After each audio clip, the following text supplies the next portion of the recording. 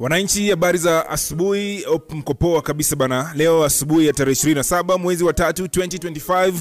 Mimi ndo mwananchi namba 1 kabisa bana, +254. Na wewe ambao unaangalia hii video pia unanisaidia kuwa mwananchi namba 1 because unakuwa responsible, sababu kuna vitu vingi kabisa bana vinaendelea kwa hii nchi. Kwenye uongozi, viongozi wanahitaji kuwa held responsible, lakini pia kwenye sekta ya michezo, wana michezo wanahitaji kuwa supported in one way or the other. Wana biashara pia wanahitaji kuwa supported kwa sisi kama wananchi tununue product zao ambazo ziko made in Kenya na Kenyans. Ndio maana wewe ni mwananchi namba 1. Damdam. You know what I'm saying? Jana Mheshimiwa Rais ambaye ndo of course another mwananchi namba 1 amefanya reshuffling ya cabinet yake. Jana tarehe 26 March 2025, Mheshimiwa Rais William Samoei Arap Ruto amereshuffle one more time cabinet yake na ameannounce a new round of changes within his administration na amenominate various leaders to new cabinet positions. Na kwenye latest changes, head of public state replaced public service CS Justin Muturi na alimreplace na Geoffrey Ruku. Muturi amekuwa enda against Mheshimiwa Rais for such a long time, but I don't think nataka kuona rais wangu anakuwa mwenye tabia hizi. Yani mtu akidefine wewe kiopinion unamtoa kabisa bana kwenye position. Hapo utafanya reshufflement for 10 years, una reshuffle tu mtu. Yani rais hafai kupingwa kabisa. Serikali ya Mheshimiwa Rais haifai kupingwa. Muturi alimpinga tu kidogo, amekuwa reshuffle tayari na amemreplace na Geoffrey Ruku like I said. Lakini Hannah Wendolt amekuwa nominated kwa Ministry of Gender and Culture. Meanwhile, former Environment Cabinet Secretary Aden Duale amekuwa transferred to the Health Ministry. Ni kweli hii Health Ministry kuna shida kubwa sana. Deborah Barasa ambaye alikuwa kwenye hiyo docket ya SHA ama docket ya health, sasa amepelekwa kwenye docket ya environment. Atakuwa na handle vitu za environment, vitu za climate change na vitu kama hivyo. Nafikiri huyu Barasa angefutwa kazi tu one time. Hakuna haja kabisa bana tuzunguke na mtu hapa na pale. Alishatuonyesha kwa incompetent kwenye masuala ya afya, basi masuala ya environment na climate change ndo I think equally as huge health as well, because climate change ndo kila kitu saizi. Kuna vitu vingi kabisa bana vinaendelea kwenye sector ya environment, na kama jamaa alisha confirm kwamba she is incompetent kwenye chance ya kwanza ambayo alipewa, kwa nini tunampea chance ya pili? Waendelee kucheza na pesa ya wananchi wa kwanza, wananchi pekee watukufu wa this beautiful republic. Nafikiri Mheshimiwa Rais ana please a lot of people. Na tukimquote hapa State House spokesperson Hussein Mohamed anasema His Excellency the President ameweka changes within his cabinet. Na by the presidential action, the cabinet is set to achieve its constitutional full strength ya kuendelea kutumikia wa Kenya. Kama kuna mtu ambaye anachoka sana na hawezi sema, kama kuna mtu ambaye anapata a very hard time na hawezi sema, ni Hussein Mohamed ambaye ni spokesperson wa hii serikali. And because this guy was a very good journalist, one of the best, alikuwa na hold people accountable. Then all of a sudden inabidi ya defend government ambayo haifanyi reshufflement, government reshuffles ambazo zinafanywa after every almost 6 months. So we want to understand contract gani our cabinet secretaries hupewa, because me saying I start feeling like these guys have like a 6-month contract. So tunataka kujua ni contract ambayo inakaaje Mheshimiwa Rais waga anapeana hapa watu akiwa nominated for CS positions. Kama ni ya 6 months pia tuambiwe, because how many times as the president reshuffle this cabinet? Paka anapigiwa kura, toka anapigiwa kura mpaka saizi Mheshimiwa Rais amereshuffle cabinet for yani mara mingi sana.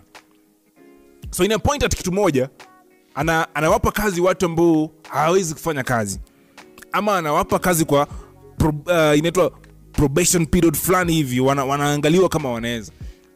Only 2 things: these people are not competent enough. Contracts zinakuanga 6 so 1 year pekee, alafu tutafikiria baadaye. So kama inafanyika hivyo pia tunafaa tuambiwe, tujue kama wananchi wa kwanza, watu ambao ndo wanalipa tax. Following this announcement, Hannah Wendolt na Geoffrey Ruku wataandago kitu ambacho inaitwa parliamentary scrutiny. Parliament sasa watajua inafanyaje. We all know hii ni kujua tu formality na vitu kama hivyo, lakini jamaa tayari wako na kazi. If approved, their names will be forwarded to the head of state for appointment.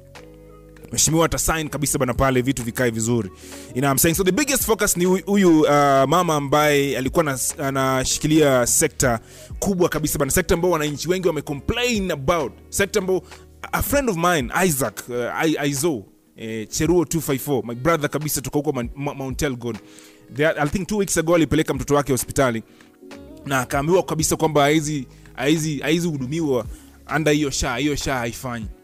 Hii ndo docket ambayo Debora Barasa alikuwa anashikilia, na Wakenya wengi tu kabisa bana wamekuwa na hizo experiences za kwenda hospitali na wanaambiwa kwamba hii haifanyi. Na Barasa amekuwa kwenye hiyo docket for such a long time, for 1 year plus, kitu kama hiyo. It didn't work. Why are we carrying the same person forward to another docket? Mimi nafikiri tunafaa tuangalie experience. Kama huyu ako na historia ya sports kwenye catalog yake, basi tumpe sector ya sports. Kama ako na historia ya trade, tumpe sector ya trade. Kama ako na historia ya hii na hii, tumpe hii. Hii kuzungusha watu on every docket, kitu ambacho hawajui whatever it is ina happen kwenye hii docket, wanapewa tu. Kama Duale saizi yuko kwenye hii sector ambayo inahusu SHA, hii sector kubwa kabisa bana, sector ya health. Duale ndo ana deal nayo. Na Wakenya sasa wanaongea, wanasema hata huyu Duale hawaamini. They don't trust him at all. So if it's not working, it doesn't matter who utaweka hapo. Kama serikali haifanyi kazi, kama positions, kama CSS hawafanyi kazi, it doesn't matter mwenye atashikilia hiyo position. So nafikiri Mheshimiwa Rais anazungusha wale tu. Even the people he fired wakati tulikuwa tuna demonstrate sisi Gen Zs, some wamerudi kwenye government wote, in one position or the other wako pale tu. So what was the point?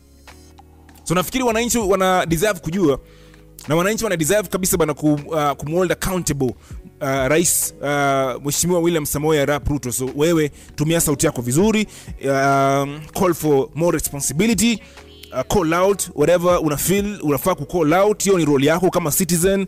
Activism, civil activism unaweza kaifanya kupitia njia mbalimbali.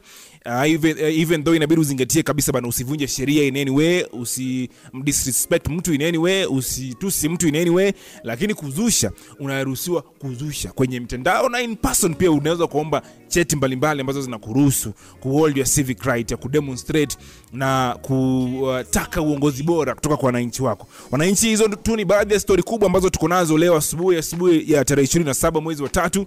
Like I said, mimi ndo mwananchi wa kwanza kabisa bana +254 Kenya, na wewe pia unanisaidia kuwa mwananchi wa kwanza. So asante kabisa bana kwa kufuatilia habari leo asubuhi. Tutakuwa hapa tena kesho asubuhi na pages kibao, back page 4, 5 na 6 kwa ajili yako tu ambaye una appreciate kazi ambayo tunafanya kila siku. Adios.